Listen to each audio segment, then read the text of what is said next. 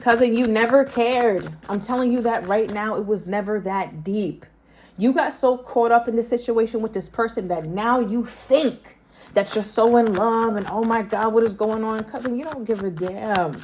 I'm telling you, emotions are not always the truth. I don't know why I got that message so heavily. I had to press record because I'm not saying that you don't have real feelings, but the energy that I'm getting from the collective, especially if you chose to click on this, is that this situation that you're with this person it's not a spiritually or emotionally quenching kind of situation you got going on. That's where I'm coming from with it. So, sending you hugs if you're hurting right now. But I'm telling you right now, it's less about this person. Tell me more about this message. Tell me more about this message. Okay. We got the Wheel of Fortune. Oh my goodness. Cousin, this is a mess. So, first of all, this cycle has been going on for a minute and it's been trying to end. It's been trying to end. I feel like you've tried to end it. Your person has tried to end it. You guys have tried to walk away from each other, but it just doesn't work. It just doesn't. And I feel like what the craziest part about that is that you feel like this connection was meant, right? Which for many of you, it was for a lesson, but now it's like it keeps replaying itself. Like you keep being hurt by this person in the same manner, same way, whether it's inconsistency or constant like fighting. You got a quarrelsome kind of aspect to this relationship here, cousin. Yeah, something about the 14th could be significant. Give me more. Tell me more about this relationship. What do you need to know? What do you need to know? Okay, King of Pentacles. That came out in your other reading. Ooh, all right. And then we have the Four of Pentacles. Yeah.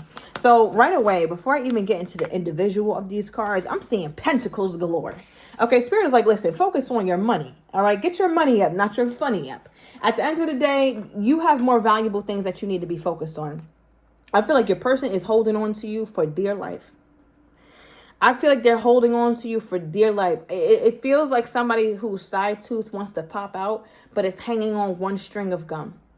And I feel like with that type of energy, it shows how fragile the relationship is, but it also shows how strong this person is kind of clutching onto you. Because I feel like for you, cousin, right? Like you have this energy to you that is, and I know we always talk about magnetism and you're abundant and you're amazing. And it kind of sounds redundant or just like, okay, all right, I heard enough. But you got this energy to you where you got that bullshit in you, cousin. And I mean that in the best way. I feel like you have the kind of energy. I don't know why I'm getting this energy, but it just feels like you're loving, you're kind, you're generous, you're magnetic, you're all the things, right? But let somebody start to play in your face in a way that you're starting to see a real pattern. Oh, now that person is interacting with a different kind of you. And that the kind of you that they're interacting with is not a vengeful one. It's not a petty one. It's not one who wants to one up, but it's one that says, all right, cool. Let my success do the talking.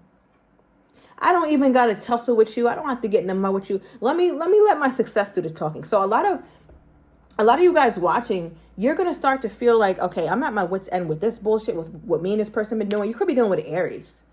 All right. I'm also getting a Libra. Okay. Heavy Aries and Libra energy coming through.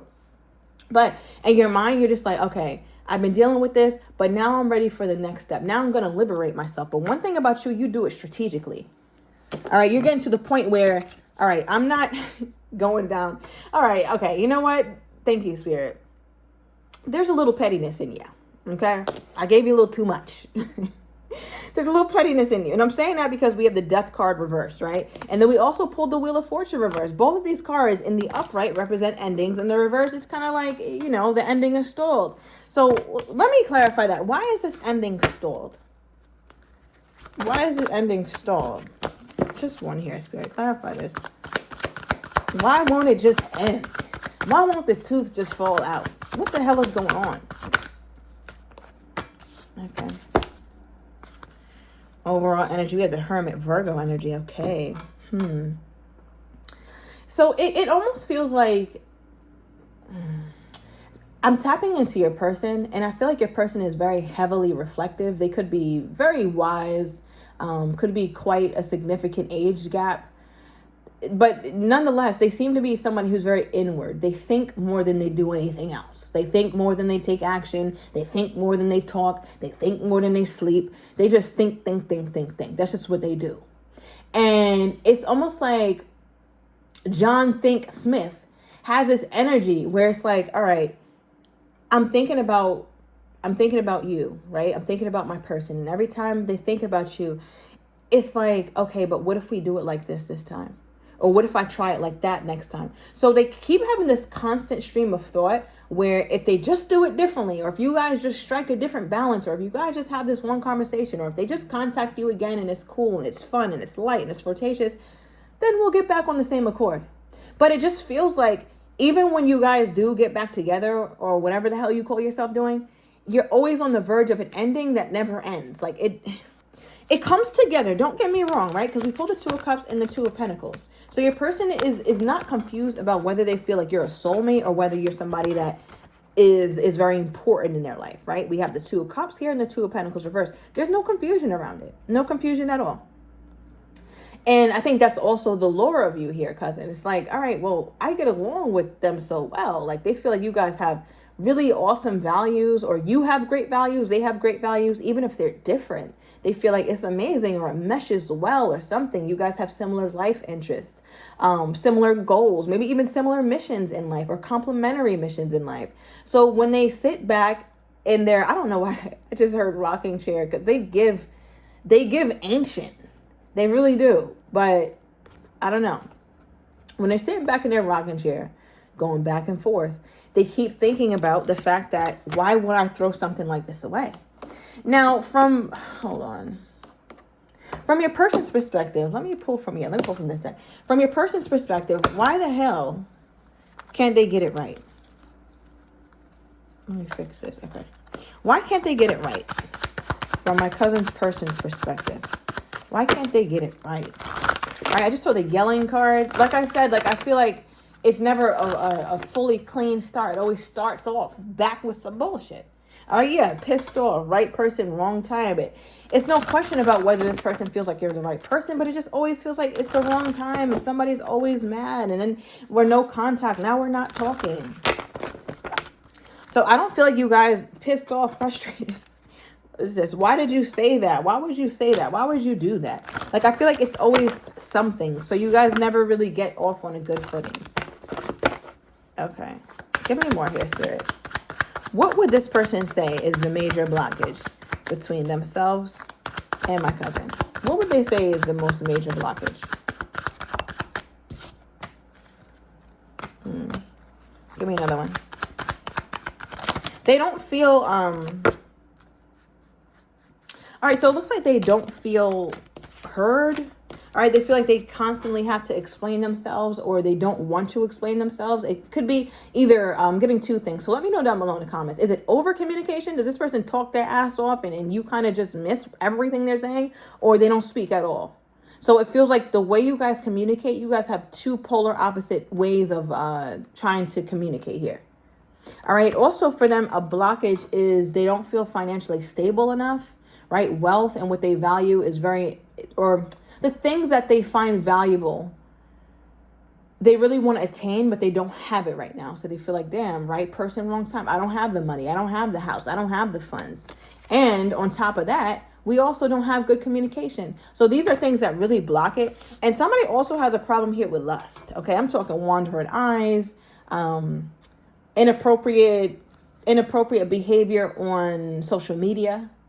All right, potential deceit. All right, tell me more about this, because again, we started this reading off. I'm like, listen, cousin, it's not that deep. You feel like it is, so I'm really not trying to reduce your experience or your pain, but I'm just trying to put the shit into perspective, because you don't got to be hurting like you're hurting. You don't have to suffer like you're suffering. Once you realize it's kind of you and the idea of what you have of this person that's creating the suffering. You knew what this was given. Look at this. The World card is reversed. Why every card that represents an ending, it's just not in the upright. The shit just won't end.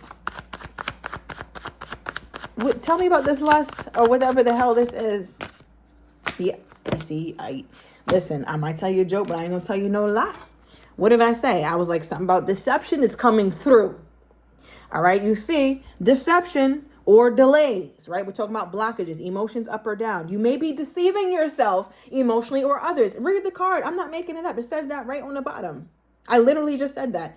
I said, you might be lying to yourself, cousin. Like, that's what I felt. That's what I felt intuitively before the reading. That's why I'm like, oh, you got to calm down. It ain't never been that serious. And this, I was gonna say this conversation. Sometimes you guys have overly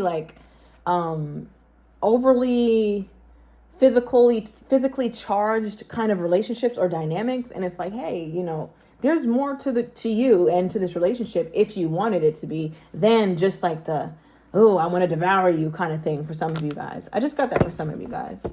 But I'm also looking like the foundation of this relationship was built on lust as well. Okay. Give me another one here.